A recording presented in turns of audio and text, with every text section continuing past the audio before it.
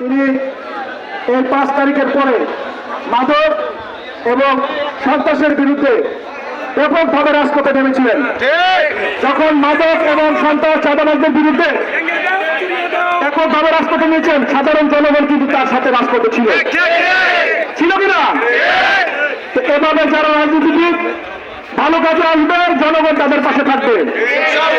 আমরা বলতে চাই, ইদানিংকালে আমরা বিভিন্ন থানায় দেখতে পেয়েছি সন্ত্রাসী চাঁদাবাজদের বিরুদ্ধে সাধারণ জনতা, সাধারণ ব্যবসায়ী বাধা প্রদান করতে গেলে উল্টো তাদেরকে মব তৈরি করে মেরে থানায় গিয়ে তাদেরকে চাঁদাবাজ বানানো হয়েছে।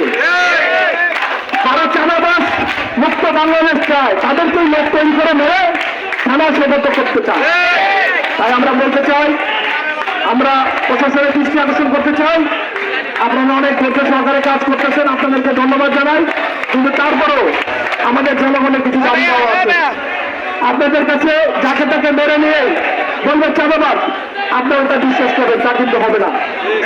আমরা দেখেছি একটি পক্ষ যারা বিগত দিনে আওয়ামী লীগ করেছে তাদেরকে আশ্রয় করছে দিয়ে তাদেরকে নিয়ে রাজপথে আছে, তাদের কোনো দলীয় পদ পদবি নাই। তাই আপনাদেরকে বলবো, কেউ এসে বললে তার কথা শোনা যাবে না। আপনারা সে যে অভিযোগ করছে তার স্ট্যাটাস কি, তার পরিচয় কি, সে কি ব্যবসা করে, এগুলো তদন্ত করতে হবে। তাই প্রশাসনের দৃষ্টি আকর্ষণ করছি, আমরা আইন শৃঙ্খলা কখনোই হাতে তুলে দিতে চাই না। আমরা আপনাদেরকেই করতে দিতে চাই। আমাদের কোনো সহযোগিতা দরকার আপনারা বলবেন, আমরা যে কোনো সময় সহযোগিতা করতে প্রস্তুত। কিন্তু মাদক চাঁদাবাজ সন্ত্রাসী ধরার দায়িত্ব কিন্তু আপনাদের। তো আমি আর বেশি কিছু বলবো না। আপনারা যারা সচেতন নাগরিক বৃন্দ আজকে এই প্রোগ্রাম সফল করার জন্য রাজপথে নেমে এসেছেন, আপনাদেরকে ধন্যবাদ জানাচ্ছি।